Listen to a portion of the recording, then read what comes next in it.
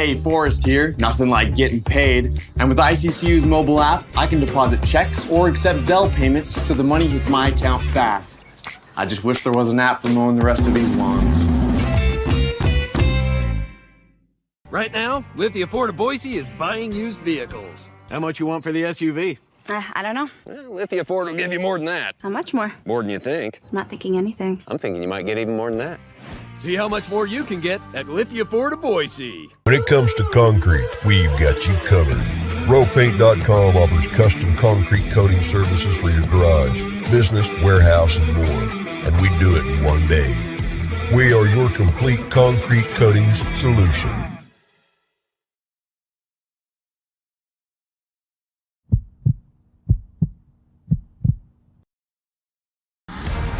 It's time for the Lithia Ford of Boise post-game show from Bronco Nation News.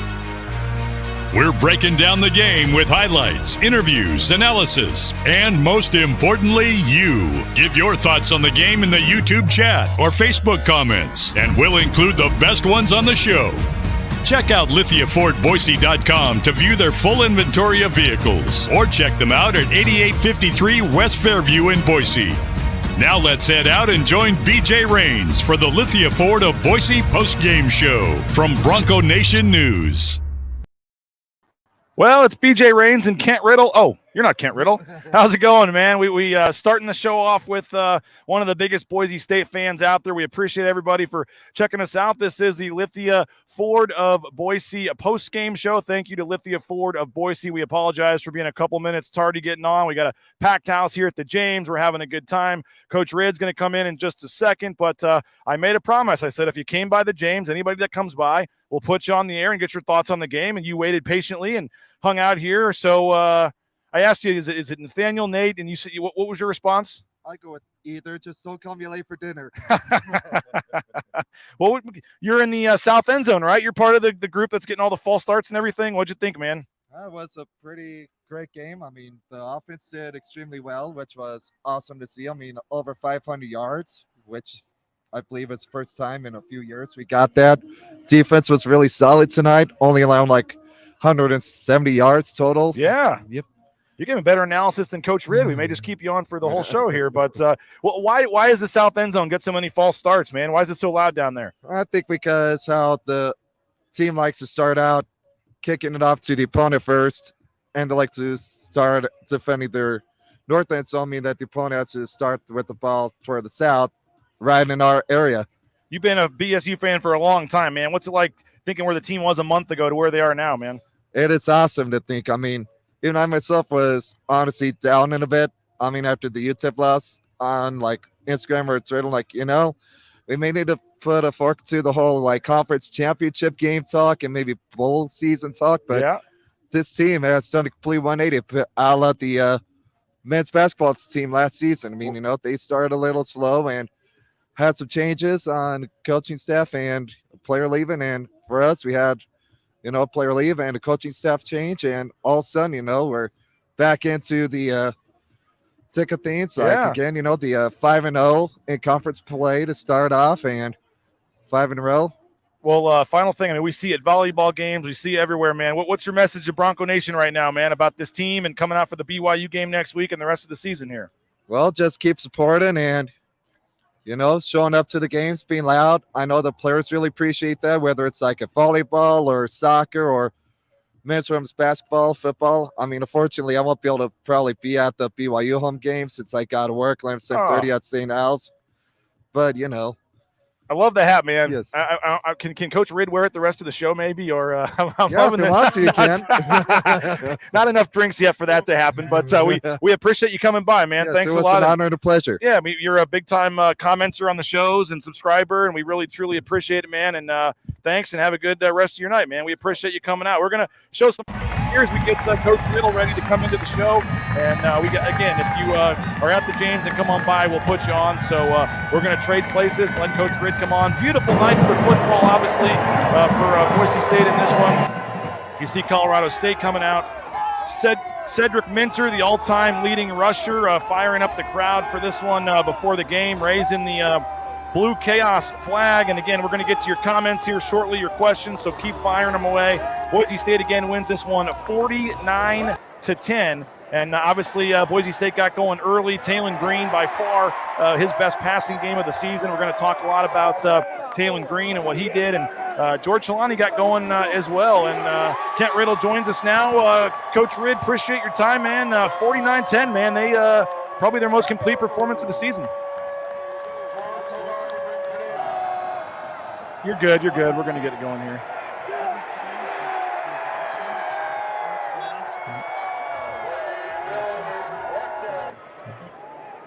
You're good. Yeah, obviously everything really good there. Hold on, they're telling me we can't hear you. I wouldn't be. We tested it before the show. We saw it was fine. So let's see what we got going on here. Oh, watch the highlights while we work on this, folks. Let's see what we got here. But you said earlier you could hear him, right? All right. Well, we can't hear him, so we may have to go back. To the mic, Kent. Your favorite thing there. Let's see here. Sorry about that, guys. Obviously. It's dark and we're dealing with technical difficulties, but we got it. I think we can hear you now, Kent. Obviously, you're saying 49-10, probably the most dominant performance of the season. Defense, special teams played well. Got a fast start out of the gate there. Stopping, got the ball right down and scored. Hit a couple big runs early on, and then Talon hit a couple explosive passes. That first drive, I think got that going and came back with the second. Your boy Riley Smith there getting the touchdown. That was good to see. Touchdown. Weak penalty here, though. I mean, he did really nothing. Look, he's already walking off the field, and then here comes the ref at the last minute deciding to throw the flag. I saw 14 other guys in college football that would spin the ball off their touchdown. All right, I'm going to fix something else here because they're telling me that my volume is coming down too. But, hey, the big deal is the defense actually overcame that one, having to kick off from the 20. They stopped and got the ball back. So, I think the other thing, 49-10, you get a chance to get some new faces in there. And some of those guys played exceptional. I mean, the defense, after the turnover down there, to hold them out of the end zone when they take over at the 5, thought that was awesome. And then the offense, part of the turnover is one of the new guys in there. Just got off the snap a little bit late.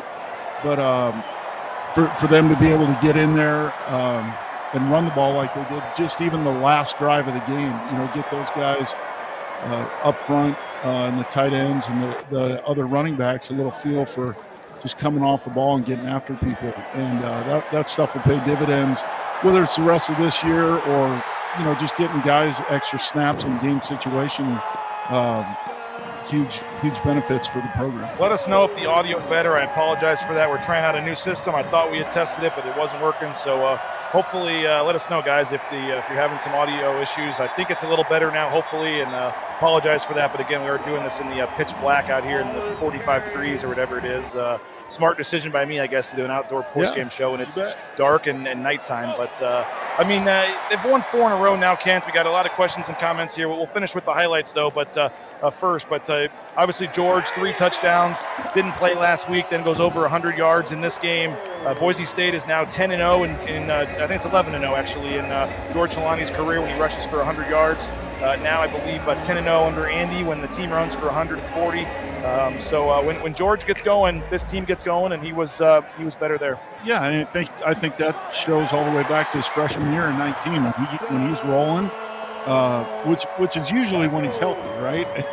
I think there's been very few times where George hasn't had a really good game when he's been close to 100%. And maybe that was even part of the deal last week was, hey, if he's not going to be 100%, let's not put him out there and risk him getting hurt and losing him for a couple weeks.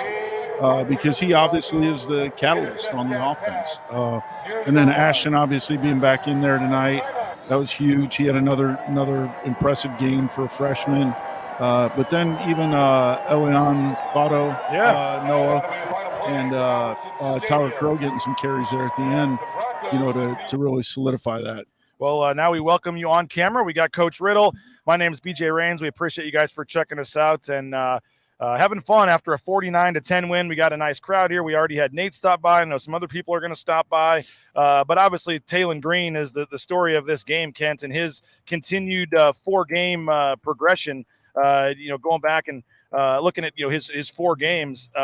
All 4 games have been a significant improvement when you go back and look at it. I mean, the first game that he started against San Diego State, he was 5 for 10 for 48 yards. Then he goes 10 of 18 for 127 yards against Fresno. Then 16 of 24 for 224 last week and has a touchdown. But today, 24 of 30, 305 yards for Talon Green, 2 touchdowns, and also the first game of the 5 where he's had significant action with no interceptions. Could have had a couple. There was one that was dropped, another one that was probably not a great throw, but overall, I thought his best passing game of the season and really took some strides. He his ability to move his legs and keep a play going while he waits for a receiver to come open over the middle. There were 3 or 4 times it seemed like where he just waited and eluded a guy, and then finally somebody would come streaking across the middle and he'd have a 25-yard gain. I thought it's every week we've been saying it, but Talon Green just continues to get better, and I thought 300 yards, obviously his best game of the year. Yeah, absolutely. And I should have probably started with that. I thought you guys were talking about that already, so I didn't want to belabor that point. But he was real impressive today. I mean, I can't imagine many quarterbacks in the country that had a better day than he did. I think a lot of that comes from him getting experience out there. But I think the other part of it is just the experience he's getting working with Dirk and the offensive staff, and him being comfortable in what they're telling him to do, and them being comfortable in, hey, let's ask him to do this. Mm-hmm. That's the thing. I think they're starting to feel a couple of those, where he looked like he got pressure or whatever. Those were designed escape plays where they're changing the launch point and getting them out of the pocket. You kind of tell the way they were pinning the guys in there at the end. Or at least I thought they were. Thought they were all on the same page there. But in getting him out of the pocket where he can kind of go 1, 2, 3, and then if he puts some pressure on people when he gets out of the pocket, somebody better come up, which is typically going to leave somebody else open. And he did a great job, very accurate, had a lot of zip, threw a couple great touch passes in there too. Which I thought was huge. But Kay Foster says Talon should be suspended for what he did on the touchdown run. Those defenders. Oh, I was just going to say those defenders have families. He said. Well, those. That was probably as impressive as the other stuff. I mean, there's not a lot of guys that can make a run like that and just shake people down in the open field and make them grab air. So and then to jump in and hey, I know everybody's making like Vince Young comparisons or whatever, and I'm sure we're a ways away from that, but there's no reason that's not the trajectory he's on. Yeah, we got TG10 for Heisman. People are already coming in and saying San Diego State, I guess, is up on Fresno right now, so we'll keep you updated on that game. Man, that was fun. All around great effort on both sides of the ball. I mean, we'll get to the defense as well, but I thought the receivers today, I mean, for Talon Green obviously had a great game, but I thought the receivers got open. They had some separation. There was a lot of yards after the catch too, where guys were catching and moving. And I think you had 4 guys. It was Cobbs, Bowens, I think Kalani, Caples, McAllister, I think had career highs. I guess it was McAllister, Caples, Bowens, and Cobbs all had season highs in receiving yards, which, it's the most passing yards of the season. That's going to happen. But you had 4 guys, I think, almost with 5 catches. I mean, it was the wide receiving. We had 500 yards of total offense, right? So season high. Yep, season high, yeah. So there's a lot of that going around. But, and I would continue that, I would expect that to continue to grow and continue to see that stuff climb. I mean, there's no reason they're not going to throw up. Hey, they're not going to throw up 500 points or 500 yards and 49 points every week. That's just not the nature of college football, and really probably not in the nature of who they're going to be offensively. Much like last week, when they get ahead and it's going to be a tighter game, they're going to probably play it a little bit more conservative. But I think you do see, hey, they can jump on you and score points and be very explosive when they need to be. By the way, we are giving away, Kent, I already packaged it up, but we have a very nice, expensive cornhole set. Nice. It's a Bud Light NFL cornhole set, which we had donated by Stein Distributing and our sponsors with Cutwater Canned Cocktails. So we took some names on the pregame show. I guess he's out getting more, hopefully right now. I don't know where the bucket is, but I guess that's okay. We don't need it right now, but hopefully we're going to try to get a few more. And if folks come by, they can subscribe on the YouTube channel, and we're going to draw a winner at the end of the show. So don't let me forget to get off the air before we give that away. But We appreciate everybody checking us out. This is a Lithia Florida Boise post-game show. He's Kent Riddle. My name is BJ Rains. We are here at the James Kitchen and Bar. Perfect spot. It's not cold. It's not too cold. It feels nice out here. They got the tiki torch, whatever you call these the things. Heaters going. Gas lamps or whatever you want to call it. They got the little torches out here. They got the music playing. Got the games on.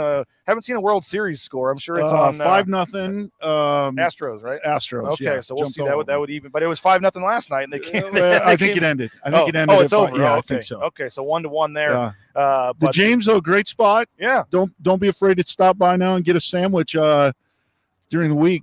Well, they did like noon hours. Yeah, I think it's 11 to 2 or something. They have a sandwich shop downstairs at the James. So, great spot. And we kind of smartly, I don't know why we didn't think of this the first game, turned the other direction. Do you like this a little bit? Yeah, I do. We're not blinding the people, and then we can also see the people, and they can see us, and we're not like, awkwardly facing backwards. There's some folks over there that can see us, and they're waving. And so, we're got shout outs. I believe that's Coach Collins over there. Oh, there you go. Perfect. So, you got some of your friends, and I don't think I'm allowed to technically bring him on. He's a part of the program. I was going to say we could have not going to get us in any trouble here. Conway is over there hiding. We could get that's one. We could definitely get Darren College. Darren College is. I think he's fair game too. So you never know. We saw John Schneider one time, right? You never know who you're going to see. I believe at the game, DJ Schramm's dad, Dave. There you go. The offense coordinator at Utah and Fresno, San Diego State. Yeah, you never know who you're going to see around here. Yeah. We a lot more comments about Taylor. Obviously, someone says, "Will we ever see a 300 passing and 100 rushing from Taylor?" I don't know if that's. I think absolutely that'll happen. Yeah, like I said, you can see the progression as they get more and more comfortable with. He's going to be really good at this stuff. Let's do this with him. And you saw some of those design runs. The touchdown that Riley kind of cracked the linebacker. Tyneal looped out. Arced out of there and blocked for him, and then it was a read play, pulled it. But you start to see that. You'll probably see one of those. I think San Diego State's second touchdown was, they were running like quarterback counter and pulled up and hit a long touchdown pass, just 10-yard throw. Today 300 yards passing, great, but you only had 3 rushing attempts today. The last game he only had 5, and I guess you're winning and you're going to do it in different ways, and maybe one of these games he'll have another 15. But even Dirk Cutter said on Monday, we'd like for him to run more when it's there. And I remember Tim Plow early in the season, we were talking about this, even on like the 75-yard touchdown run against Oregon State. He said, well, there was like 3 wide open receivers. Like he was almost running too much. He was just, he was, as soon as the play would break down, he would just take off and run. Yeah. Now it's almost the opposite. He's hanging in there. Which isn't a bad thing. No. But he's doing a really good job of being on time with everything when he's in the pocket. I think where you'll see him start to pull the ball a little bit more is when he jumps out. You'll see guys thinking, hey, he's not going to pull it and run very much. Well, that's when he will. They're read plays, and right now they're playing him to keep the ball. They'd rather take their slow death with George and the other guys running up inside the tackles. But at some point you get tired of 7 yards of crack and somebody cheats a little bit in there and you pull it and it's going to be a 60 or 70 yard run, and doesn't take, one of those and a couple other smaller plays and you got 100 yards rushing. Chris says TG10 not having to run the ball saves some designed runs for later, kind of like you're saying. Especially in the red zone. FS1 dubbed him the baby-faced assassin, I guess, during the game. Almost too much potential. You kind of can run all the plays in a 60-minute period. Let's see what else here. And when you've got a whole bunch of stuff that's working, it's not like you're down there like, hey, let's dial this up. They're sticking with what's working, and it's been really good so far. Did I see 5 different running backs? I guess they did have 5 different running backs. Yeah, Dudley got in there, got some carries too. Yep. He got a couple carries. And I did think one cool thing was Colt Fulton, a walk-on quarterback, got to come in and do the last 2 victory formations. Oh, nice. And I believe that was his first action getting on the field. So gotten to know his dad a little bit and happy to see him get a chance to get in there and do that. But, once it got there in the you're getting heckled over here, Everybody knows Coach Ridd. You're getting heckled. Coach, we're having fun at the James, and I lost my train of thought now. Talon Green and the receivers, and now the running backs. We had 5 running backs to get carries in this game. I mean, it just seems like right now this offense continues to get better and continues to evolve, and more guys are getting involved, and it's clicking right now. Yeah, and that's always fun for everybody on the team when everything is clicking and you can get more guys in the game. Everybody, gets to feel a little bit of the crowd cheering and a little payoff for all the hard work they put in, which, a lot of those guys maybe take more reps in practice than some of the starters who take so many reps in the games. Yeah. So for them to be able to get out there and experience crowd cheering for them is awesome. Let's hear from Andy Avalos, the head coach of Boise. I do want to point out, though, yes. I think the defense was well prepared. They had an unbelievable scouting report. I wonder why you would say. And I think that was a key to their performance tonight. Let's talk defense for a minute before we hear from Andy. But you think about all the D linemen that were out. George Tarlis out for the year. You don't have Matlock or Cravens tonight. Banya, an hour before the game, announces that he's transferring. Those guys were really down some guys, but you had Divine Obacheri, I think, had 4 tackles for loss. That's why you build depth, especially up front, because you're always going to have those things happen up front. You think about the offensive line. I know they were tonight without Ben Dooley still. Kikani's probably still a little limited, it looked like. Yeah, he had to come back in once Dallas Holiday went out. Yep. But Garrett Kern was out. So you got to have depth on your O-line and D-line. You have to. And when you have that, you're probably going to be pretty good. But, I mean, you think about a guy like Divine that was not playing a whole lot up until tonight, and then he comes out there and shows how talented he is. And, again, it's the progress those guys make all through the year that enables them to be successful week to week. Well, we got plenty more to take your comments, your questions. We got a lot to talk about, but let's hear from the victorious head coach, Andy Avalos, after this one. Boise State 49-10. Here's your head coach after the win. All right, I'd just like to start off by saying thank you to Bronco Nation again for coming out and supporting in Albertsons Stadium, making it one of the best venues in college football to be able to play in. We're very grateful for that. That is something special because of all the hard work that goes in each and every week, the dedication it takes by our staff, by our players and everybody involved. And so we're very grateful for the venue and the energy and what Bronco Nation brings. So appreciate you guys.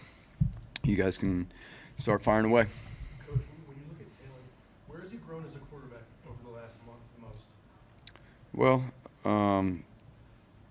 we can sit down and talk a whole lot about that because we can all see that he's grown a tremendous amount. Number one, his confidence in his command and how he leads the huddle, how he communicates, how he approaches it. Tonight, he was in his zone tonight. How our preparation and getting him ready to get him to that place every single week, that's the goal. And not only for him, but for everybody else. Not only is his confidence in his command within the huddle and his operation in the pre-snap, we're starting to see that stuff get cleaned up, but his rhythm within the wide receivers, his ability to extend the pocket, or extend and get out of the pocket when the pocket breaks down, that's a huge factor, having him back there. It creates more explosive plays. The wide receivers do a great job within the scramble drill. But then the timing of the drop back progressions. I mean, we saw him hit some throws, off his last step in his drop and keep things on time and put the ball where it needed to be. So we spread it around tonight. I didn't look to see who all. Yeah, there's almost 4 guys that had 5 catches tonight. So that's exciting to see too. You had such a good game throwing the ball. Was this kind of a statement game for Taylor in a way? You know what? Again, it's in this game, it's always about what are they giving you. You can't pound your head into a wall. So whatever the defense is going to give, our coaches did a good job. Coach Cutter did a good job taking what the defense gave, and obviously preparing Talon and the offense to, have an understanding of anticipating what is the defense going to work to try to take away, what are the certain things that they're going to do, and then putting the guys in position to be able to do that. The wide receivers, whether it be Steph, Billy, McAllister, Davis, they have all posted season highs in receiving yards today. How much does that group deserve how patient have they had to been and diligent just to get to this point? Yeah, I mean, it's just really exciting to see those guys. And this week was by far their best week of being patient, being committed, bringing that attitude of we're going to get this done, we're going to keep growing, we're going to keep pushing forward to be better. And I'm proud of them. I mean, I know all our coaches are proud of them to be able to do what they did out there tonight. And obviously, we were just talking about it with a few of them in the locker room. Where do we go from here? How do we keep growing? How do we keep bringing that positive energy, that vibe that nothing's going to hold us back? We're going to keep working. Nothing's ever going to be perfect, but anything great takes a whole lot of work and commitment. He did a good job. He did a really good job. You know, whether he was lined up over the guard or he was lined up over the center, there were some matchups there that once we saw early on in that game that we wanted to make sure that we kept them in those situations. Again, this is a game of personnel matchups and being diligent enough within to find the matchups that are going to be that our guys are going to be able to win consistently and then put them in position. I thought our coaches did a really good job. Getting the guys ready that stepped up and played this week. It wasn't until late Monday afternoon that we had realized that George is what we thought was, you know, we didn't know it was as severe as it was with George Tarlis in his hip. And come to find out late Monday afternoon that he did experience a pretty serious hip injury that had to get fixed immediately. So that he can continue to prepare and get himself ready. And so we're very grateful for George. It was something that I'm very proud of our medical team too. I'm very grateful for our medical team putting in a plan into action immediately to be able to get George squared away, to get him fixed. And obviously now we will be there for him with his rehab and getting him back to getting him ready to go for pro day next year. Sacks and holding to 3 rushing yards. Yep. You mentioned guys stepping up, but I mean, what do you think of the D-line? It was a lot of work this week. It was a lot of work, and those, again, these guys are an awesome group to be around. A lot of those guys that stepped in tonight stepped in and played a lot more snaps than they normally get to play, and that's part of football. Obviously, there's only 11 guys that get to go on the field at one time, and the way they prepared, the way they trained. We'll go watch the film, and we already know it. We've already seen some of the things that we can be better at. But I was really excited to see Cortez. Cortez came off the shelf in the bye week, the Air Force week. Not really. He got a lot of reps in practice and training, but not really a great position to put a guy in that hadn't played thus far this season, because we love him and want to see him get off to a great start like he did tonight. And it just so happened to work out that, you know, with the unfortunate situation with George, that it was Cortez's night to be able to step up.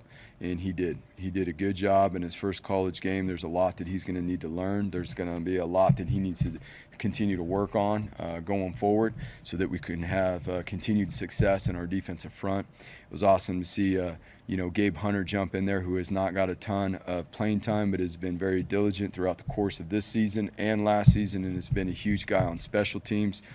Dimitri's huge as always. I mean, Dimitri was ready to play both sides of the field tonight, given that we were limited because we had to move Ahmed inside with Scotty not playing and Jackson not playing. And just really proud of the coaches and how they got these guys ready. And it wasn't, I think if you watch the game, it was not a simplified package. We did not taper off on what we needed to do, because there were new guys that were going to be in there. And that's a really incredible that the coaches were able to get that stuff done. You mentioned how comfortable Tatum looked. Is that something that just kind of took 4 weeks to click and for his timing and everything to really come to fruition? Well, again, I mean, there's plenty that he's going to be able to learn from. Every week we come out of each week with something to be better at, okay? This past week, it was his decision making. The week before, it was his command in the huddle, his communication, and how we're going to lead and how we're going to take charge, how we're going to put confidence into our offense when we're on the field, when we're on the sideline, at practice, in the game. This week, it was about his decision making and being precise and taking that same command that he's taken in the huddle with his communication and making sure that we are using that same mentality in our decision making, and that starts with our preparation. If we have the same mentality in practice and we use those reps and our timing's right in practice, then we're going to be able to do the same thing in the game. What was your vantage point on that 10-yard touchdown where he juked a couple? Bring you back here. That was Coach Andy Avalos. The full press conference video is going to be up on our YouTube channel, so you can get up there and watch that on the YouTube channel after the game. We're actually going to hear from Divine Obucheri. We got Billy Bowens as well, but we're taking your comments. We're taking your thoughts here on the Lithia Ford of Boise postgame show here at the James in downtown Boise, right across from the stadium. It's a nice night out here, and we're watching folks enjoy themselves, and we're having some beverages and enjoying the win as well. But a lot of comments coming in. We want to get to all these, and the defense. We were talking about it before. Kevin mentioned Divine Obucheri, great game. The bear crawl was the play of the game. I don't know if folks on TV, I guess, saw that, but he did a little celebration. Right through the old lineman's leg, yep. Cortez Hogan's as well. He was a guy that hadn't played all season. Comes in as a JUCO guy, hadn't played a single snap for Boise State. Yeah, he did a heck of a job. And they said last year he was able to, or last week he dressed, but it wasn't kind of Air Force wasn't the right fit for his first game. That's always a tough one. To lose George Starless for the season and to get Cortez to come in there. We mentioned Divine. I was looking at the numbers. Avery Morrow, their running back, is kind of their only real. I don't want, not disrespectful to Colorado State, but their best threat on offense is their running back. His last 3 games coming in, 168 yards, 116 yards, 147 yards in his last 3 games. And you look tonight, they finished with 3 rushing yards for the game, and he only had 2 yards on 5 carries. And he got banged up a little bit there, but he did come back in the game. Boise State's always going to be hard to run against it, and if you come in with a guy that's a focal point that much, they're going to do everything they can to take it away. And, they're probably not as talented as they'd like to be outside. I think they have some young guys that are going to be okay players, but they're a ways away, and their quarterbacks need to develop a little bit. But, there's no question that was going to be Boise State was going to make it really hard on them to run it and force them to throw it, and they did. And, obviously you saw the result of that. By the way, people are asking about the game time for next week. We don't know for sure, but it's looking like 5 p.m. Next week as well for the BYU game. We're still trying to get that confirmed. That'll be out later tonight or tomorrow. What do you make of a player an hour before the game at 6 games in announcing that he's transferring? Yeah, shocking. I didn't know that until you brought it up. I mean, he put out Isaiah Banya put out a tweet an hour before the game saying he's going to enter the transfer portal in December. My understanding was, then I had reported that maybe on Sunday or Monday he had cleaned out his locker, was gone, and then Tarlis got hurt, and maybe there was some thought that he would, that some of the coaches would try to see if he'd change his mind or if he would change his mind. But he says an hour before the game, I'm out of here. He's played in 6 games, so he doesn't get the year back. He's basically just deciding he'd rather not play than play for these 6 games. You lose Tarlis, as I said, and then Banya. I mean, that was a guy they moved to linebacker because they thought he might start this year, and ended up not playing a lot. Only had 10 tackles on the season, but that was a little odd to have a player transfer in the middle of the season like that. Well, I assume if you heard, I knew nothing about that, but if you had heard that on Monday or Sunday or whatever, that obviously they weren't planning on having him. So whenever he chose to announce that, whatever, sure. I have no idea what happened here, but there's always a variety of reasons. And sometimes, it might be the only option is to transfer. Sure. So, there's other schools where that's going on too. It's like, hey, if you either like your role or if you don't, like, get out. And so who knows? I'm not saying that is what the situation is with Isaiah. I have no idea, but just from a coaching perspective, there's always 2 sides to it. It's not just a player decides like, hey, I'm hitting the portal today. I mean, sometimes coaches are telling them like, hey, this is your role, and if you're not good with it, then we don't need you around here. Yeah. Dave Foster's asking if he can give Taylor Green a $50 gift card to Outback Steakhouse. I don't think that is allowed. It might be. if he can maybe do a tweet for Outback Steakhouse or something. I don't know. I don't think you can just there probably is a way to do it. Yeah. I don't think you can just straight give a player a gift card to a restaurant, but there probably are ways to do it. But he could certainly, I believe the rule is now like he could take him to a restaurant. You just would have to get prior approval. So yeah. Yeah, we'll have to. That I would just say this: that would be a great thing to check with compliance on. Don't listen to me. No. Call compliance and figure out a way. And those guys are awesome over there. They'll probably work with them and try and help them make that happen. Now, I not to bring up anything negative with your son, but he's the holder, obviously, and there was an interesting play.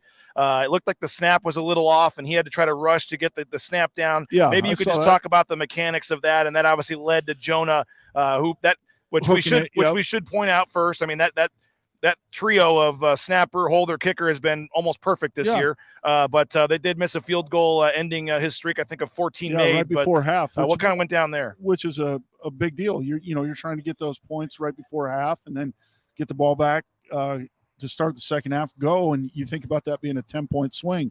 And obviously it was almost a 14-point swing. I mean, they just, missed the touchdown there on the overturned call. But yeah, we'll talk about that too in a minute. My impression of what happened, it just looked like the timing got off, and I couldn't tell well enough to know if the snap was off, if Connor mishandled it. But the ball got there, and I think Jonah was there right as the ball was getting put down. And usually, if that happens, it does cause it to hook left, for right-footed kicker to go left when he's essentially a little bit early. And sometimes that'll happen on an extra point. Yeah. And it's not such a big deal, but obviously it was a little bit longer.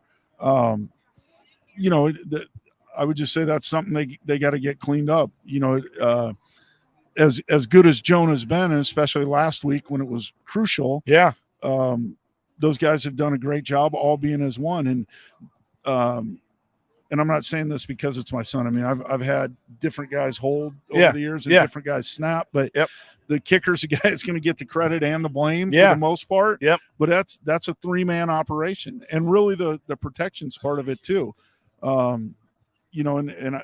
Like I said, without having the chance to go back and watch the film, I don't want to speculate a whole bunch, but there was the timing was definitely off. There was a tweet from Tyler Ross, obviously, who you know well and has done, kicked it well to wrong.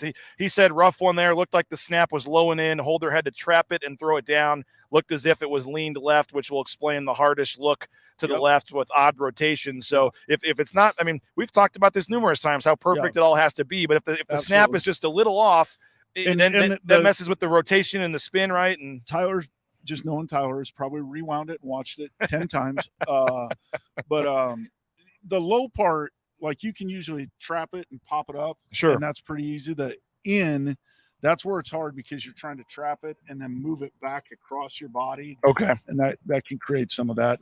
I'm not, like I said, I'm not watching it, but if Tyler's watched it and he says that, I would probably defer in a 49-10 game. We had to find something we can hey, that's absolutely right. But you never know. Coaches, if it was a 3-point game, that could have, you never know. Well, as coaches, there's going to be stuff they look at, like the turnover down there on the 5-yard line. And that's the backups that were in there, but still, that's going to be something they're going to harp on. And it really, and then the snaps, with Sam in there. Yeah, there was. He was trying to check a play, and there was a bad snap. Was that when KHG had come in at that point? I think I don't remember who was the center at that point. Casey was not. He was playing right tackle. No, KHG, Kekani Mia Gonzalez, I believe, had come in once Holiday went out. They moved Farah to left guard and brought in Kekani. I know Farah was in on one where they were trying to check it, but you get that again. I'm just pointing out stuff they're going to work on and say, hey guys. We went through a whole issue last year with bad snaps. It cost a lot of plays. Yeah. Is that perfect though as a coach? You win the game, but there's moments and things you can get better at. Yeah. You're always trying to point out, hey guys, this wasn't a big deal in this game, but next game that could be, and it could be something as minute as the field goal operation. It could be something. Just like I said, one of the linemen didn't get off on the count on the fumble. Mm-hmm. He was late getting off. The guy blew by him and got Sam from the backside and caused a fumble down there. And you're only one snap away from one of those guys having to play. So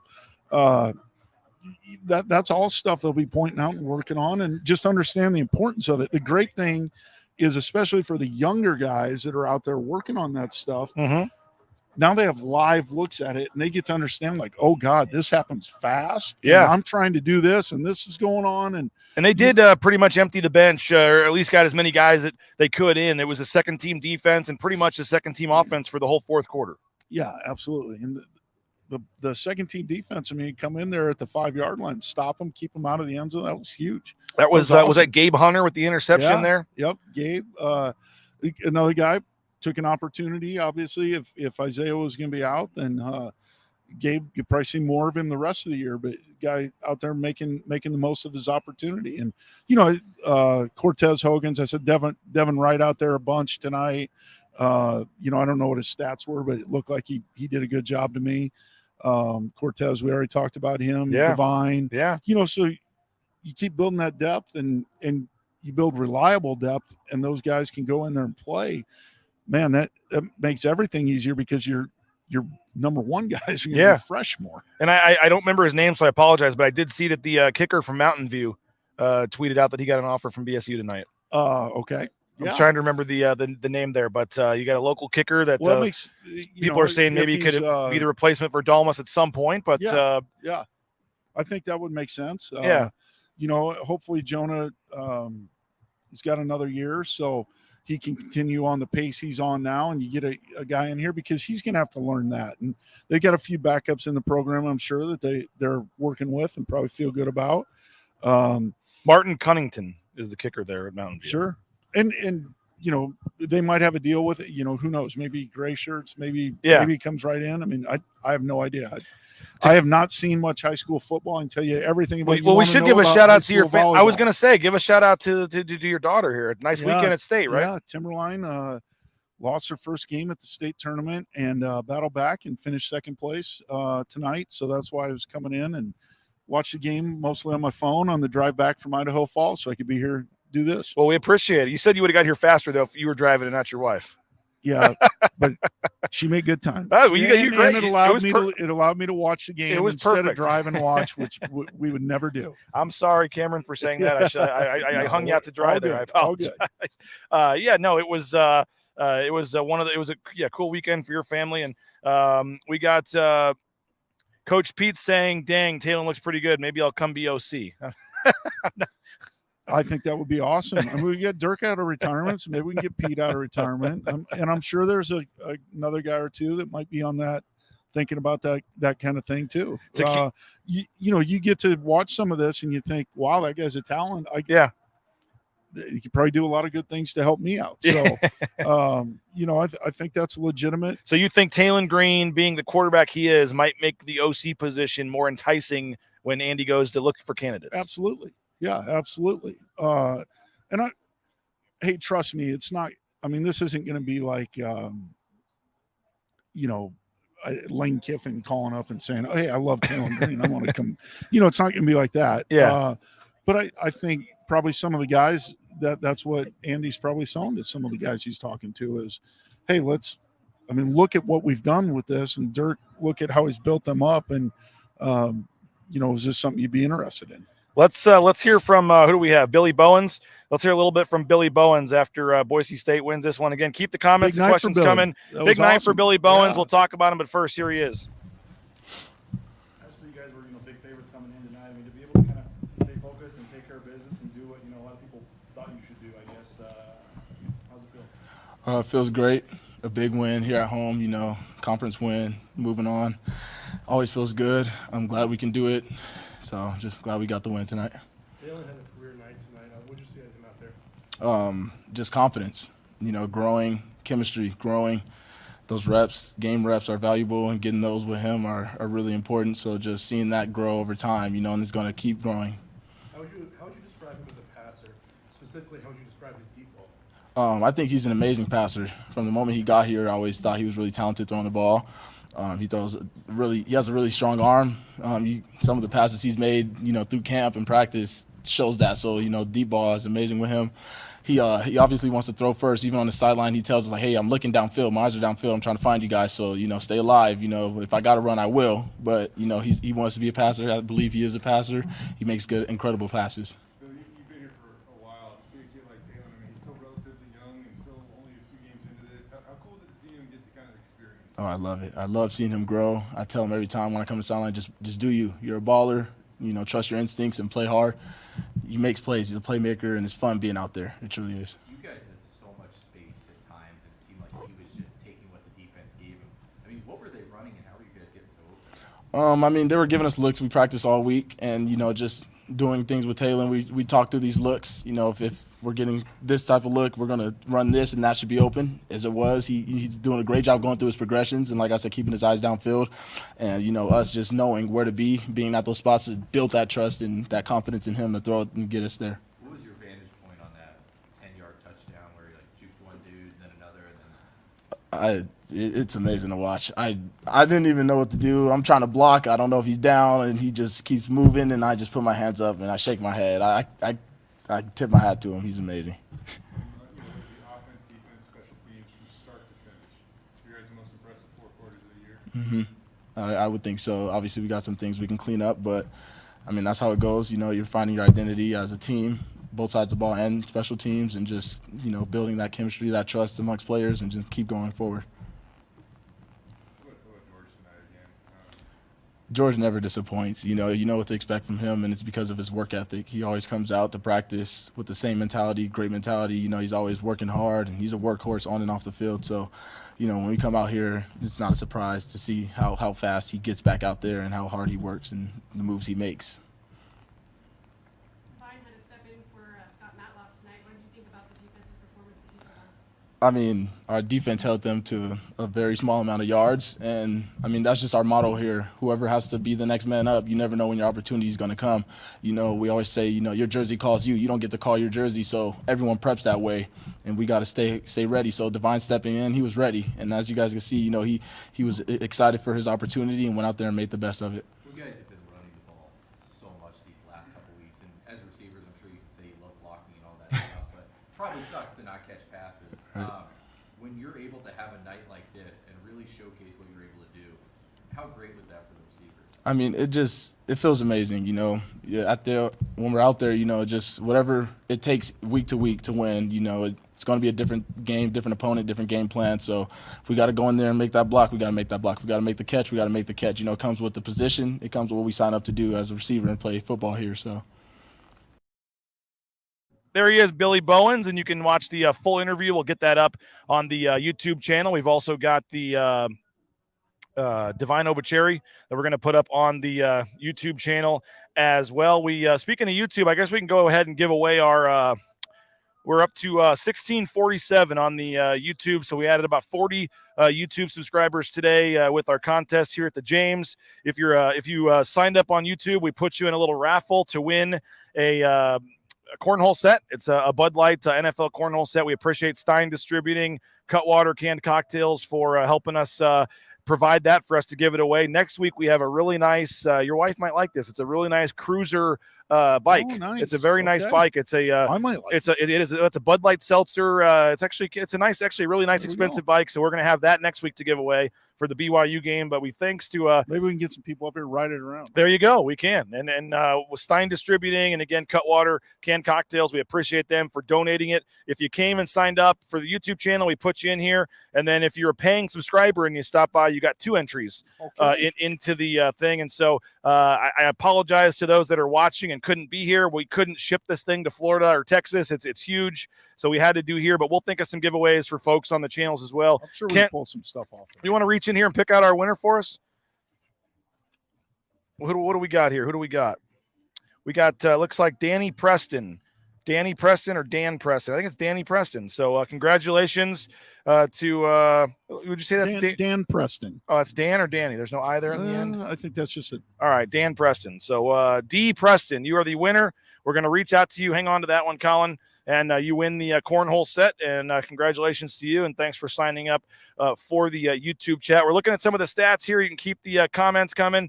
And again, next week, make sure you stop by and show us you're a YouTube subscriber and you're entered to win that really nice bike. And we will get you registered for that. A couple of stats here as we before we wrap this up, Kent. 1 for 12 on third down for Colorado State. They only had 6 first downs for the whole game. One of those came via penalty. 3 rushing yards, as we said, for the entire game. 167 passing yards, 170 yards on 46 plays. We talked about it coming in. Statistically, Colorado State has one of the worst offenses in the country. Boise State statistically has one of the best defenses in the country. And aside from a couple fluky plays, it pretty much played out like we thought it should. Absolutely. Colorado State, obviously, they're in their first year of their program under Jay Norvell. Which, by the way, what do you make of a coach in conference going, and he brought like 15 players with them and a lot of his staff, and kind of a unique situation. Definitely a unique situation. But I would guess that's going to be the first of that rather than the last of it. I think that's just where we're headed now with the new rules. And you're going to see people in conference and taking guys with them. And, it doesn't matter if it seems right or wrong. It just is what it is. Mm-hmm. So, but you saw what Jay did at Nevada and how he built that up. And I would expect them to be on an upward trend here in the future. Oh, I think he'll get it going. It's just the cupboard is pretty bare right now. Yeah, and they're changing the type of team they were. Under Adazio, they were a run first. Big linemen, big people. Now they're trying to throw it a little bit more, and eventually they'll throw it a lot more. But yeah, not a surprising outcome based on where they're at. And like I said, I thought number 85 for them looked like he might have some future potential. I know they're big tight end. Well, they've got a safety too on their defense. They have a safety. Jack Hall had 17 tackles tonight. But he's one of those guys that I hate to say it, but he's getting a lot. When you're the safety and you're getting 17 tackles in a game, that's but not he necessarily. Did a nice job though, fitting in the run fits and made some tough one-on-one tackles against, like we talked about earlier, really good running backs. Yeah. So, but their offense, man, they just couldn't move the ball at all. Yeah, and I'm sure that's frustrating to them, but I think they know, hey, we're trying to build maybe towards something down the road here, and if they could squeak out another win here or there, along the way, maybe they get a chance to play out last week for bowl eligibility. Yeah, well, we mentioned again, Devine had 7 tackles, 4.5 tackles for loss, 2 sacks for him. We mentioned Cortez Hogan's had 6 tackles. You had Zeke Noah, 4 tackles, a sack, a tackle for loss. J.L. Skinner had 3 tackles. Again, they only ran 50-something plays, so you're not going to have super huge numbers for Boise State's defense, but they did what they had to do, and it was super impressive. Boise State's offense, we talked about some of the numbers, but again, Boise State's doing such a good job on third down. Yeah, that's what 1 for 12. That's part of what limits the other offense's chance to run plays. I mean, you get off the field on third down, and then you turn it back over to an offense that's running the ball and being efficient in the pass game. Yeah, that makes it really hard to get more than 50 some plays. And I think Boise State's defense, if I had to guess, I would guess they're averaging somewhere in the 50s, maybe low 60s. They are actually coming into the game. We're the 3rd fewest in the country in terms of play defensive snaps. So they're not even on the field very much. 3rd fewest in the country. Yeah, absolutely. Yeah, like a lot of that comes down to third down. Get off the field. Southwest 678 says, nice compliment for me. I'll always put those on the screen. Takes a lot of dedication to go to every home and away football and basketball game. Appreciate it. Yeah, no, that is true. I'm actually, not looking now that basketball season's starting. It's starting to get a little crazy here. And we are. I'm actually scared. I don't know if I even told you this, but I made the executive decision as the owner of the company that I am sending Colin Mitchell to the Wyoming football game. And does that have anything to do with the weather expected there at the end of November? That combined with where I'm going is the basketball team has a tournament in Myrtle Beach. So I'm choosing Myrtle Beach over Laramie in mid-November. That's a smart choice. And at the time, I didn't realize when I did this that the Wyoming game may actually decide a lot. I mean, the division probably going to come down to that game because of the tiebreakers and all that. And so we'll see. Wyoming would still have to play Fresno the next week, which could change things. But there's going to be a lot riding on that. But that will be it'll be the 3rd football game in 10 years on the beat that I've missed, Homer Road. Well, if the Broncos keep doing what they've been doing, I fully expect that to work out. And if you really look at the way they're built right now, they're built to win in that kind of weather. Yeah. I think very similar to when we went up there in 20 and it was a blizzard, we were built to do that. And there's been a couple snow games up there. In that game, and we were without John Bates. And but again, just built to win those games. Someone says on Twitter they announced 5 p.m. for BYU. I don't know if you can look that up, Colin, and get us the final confirmation on that. But I guess it is going to be 5 p.m. 5 p.m. We like those 5 p.m. Yeah, it's like FS2 or something. It's like a weird channel. But I guess there was maybe a chance if the World Series is over, it could get bumped up to Fox or Fox Sports 1 if that game gets moved up. So we'll have to see. I'm guessing next Saturday is probably still a game, right? If we're 1-1. It would be Game 7, actually. It would be next Saturday. Okay. I think so. Yeah. So we'll. But Steph Cobbs had 4 catches for 91 yards. What'd you make of the overturn on? It did look like his head may have leaned down and hit the out of bounds. Wow! And then after that, he juggled the ball a little bit. When you get the opportunity to watch it in slow motion and all that, I would say this: if I was in the stands, I would have surely thought that was a touchdown, or on the sidelines. On the sideline. And even then, after watching it and hearing people, you'd probably been arguing that it was a touchdown. But when you get the benefit, and that's why we have replay, right? Yep. I think that one. Trust me, there's some that I think are hard to overturn. I'll be honest, I was actually surprised they overturned the fumble on Boise State backed up there because Sam. It looked like dual possession from the TV angles we had. But they gave it to Colorado State. I was surprised they overturned that one. But you could certainly understand after watching it time and again, slowed down from all the different angles, why they overturned that.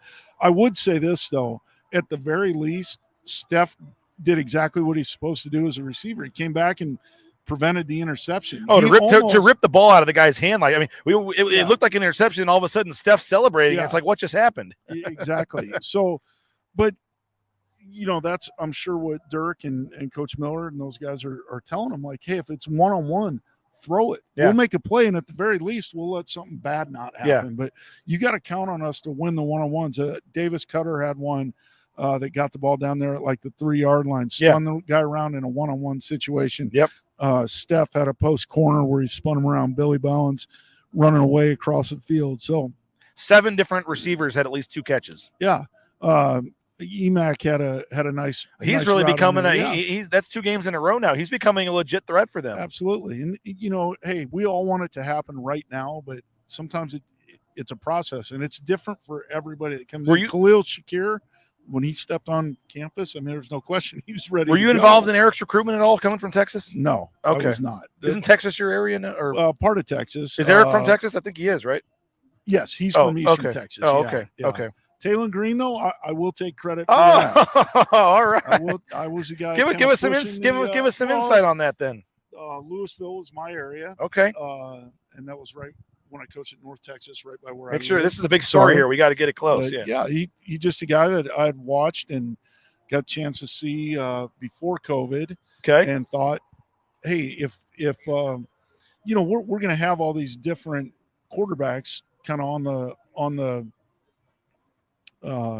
list that are going to be really good players, but if we want a guy that's got a chance to be a high draft pick, like some of the guys we'd seen, Jordan Love and some of those guys, like, we're going to have to take a chance on a guy that has the measurables physically, and then we can work with the other stuff. And then go in there and talk to his coach, and he talks about what a great person he is, first of all, good student, leader, all that stuff. And I just kept pushing, and through Darren Usher and finally Harse and Coach Keese, hey, this guy, we can work with this guy. So you found him? Well, I mean, I think a lot of people, through the process, Darren Usher and the recruiting staff at the time and all that. But you can take some credit for it. Yes. I mean, I was definitely the guy. So what other schools were you guys fighting with, or how'd you end up pulling? How'd you get him to commit?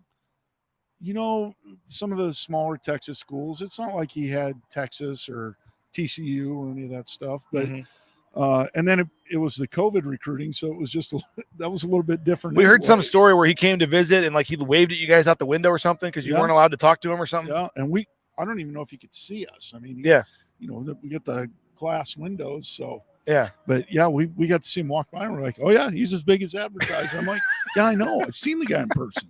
That was interestingly enough, Tyrell Shavers, receiver from San Diego State, number 14, same high school. Oh wow. So were you guys in on he's him at all? much older. Oh, No, okay. He went to Alabama out of high school. Okay. And played signed their baseball and football. Now that guy was like 12 years old, throwing like 80.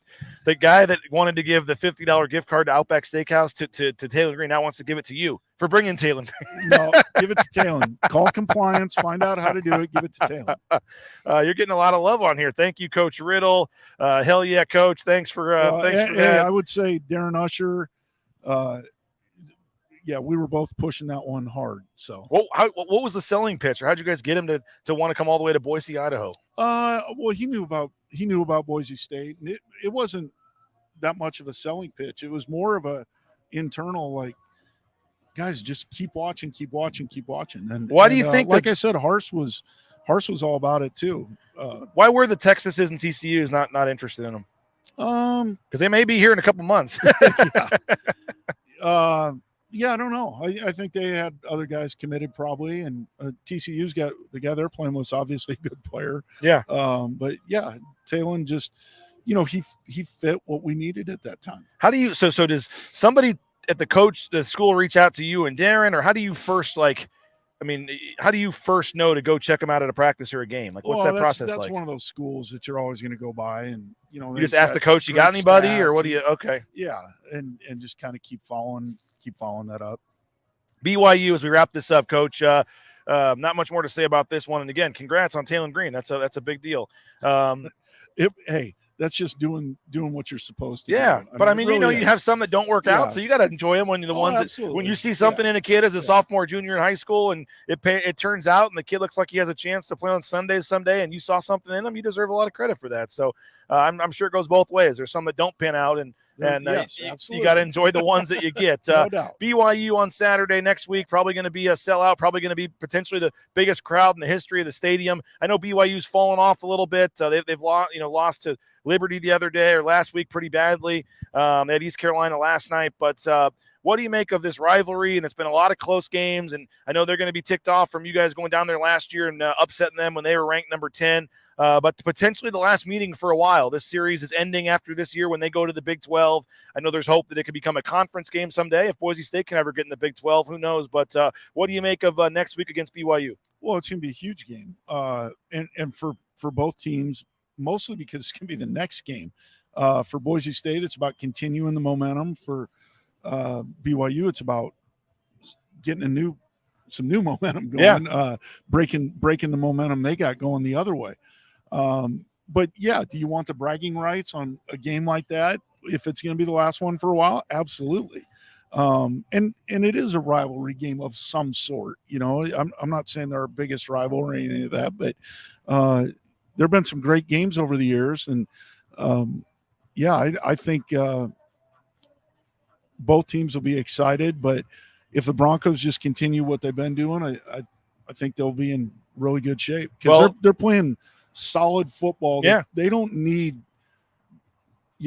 a great performance, like a heroic effort from anybody. They just need to go out there and do what they've been doing and play great defense, run the ball, and be efficient in the pass game. And some of those, you're starting to see it. Some of those, completions that might have been 10 or 12 yards are now getting up there into being 20, something like that.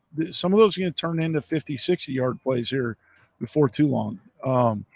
And BYU, they're struggling. They're trying to – this is their best chance to kind of save things, because if they don't, they may be even hard-pressed to get into a bowl game. Yeah. And I don't know who they have after, so maybe they're already in a bowl. Yeah. But anyway, this is their best chance to really make this get back on track to having a good season. Well, I mean, as we kind of wrap this up, final thing, I mean, someone here's talking about Cincinnati losing today, and I know it sounds crazy, and to me that UTEP loss still potentially is going to be one that's hard to overcome when you look at it, but you get Cincinnati a second loss now.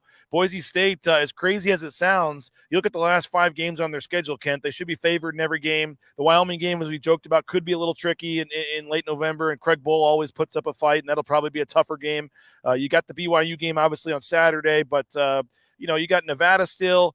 You got Utah State still. I mean, you look at what's left on your schedule, I mean, if they win out and they're on a 9-game winning streak and they win the Mountain West, as crazy as it sounds, you're only going against 4 other teams. Whoever wins the American, whoever wins the Sun Belt, Conference USA, like you have to win your conference to be eligible to get into that group of 5 spot. So you're only going against 4 other teams. I know it sounds crazy, Kent, but I mean the Cotton Bowl down in Dallas is not totally out of the question here. Yeah, I mean I would assume not. I still in the coach mindset a little bit, like control what you can control, and all that is see the media. We don't do that. I'm already booking flights to Dallas. Yeah. I mean. but to me, it's all about the preparation and coming back tomorrow and looking at what I do, what can I do better, how can we improve so that we can continue this trend of getting better every day, every game, and take it one step at a time. And then at the end of the season, decide what that is. I mean, the reality of it is you're going to have a rematch probably against San Diego What's State, that score, by the way, Colin? Or play San Jose, one of those 3. But yeah, so that you got a lot of stuff out there, and none of it matters if you lose any games. Yep. They could lose next week, I guess, still win the conference, but that probably takes them out of everything. So, yeah. I think that's. By the way, we got they're in the midway through the 3rd quarter, and San Diego State is up 21-10 on Fresno. And my understanding is Hainer actually started that game today, so he's back. Yep. And they're down. And then Nevada was up on San Jose, 21-7. So what was the other thing you said? San Diego State would take over first place, I guess, if Nevada also beats San Jose. So you could have a rematch on the blue with either Fresno or San Diego. I saw the first quarter. Look, a little bit. Well, we're going to go have a drink and watch that game as soon as we get off here. But looked a little bit like the Boise State.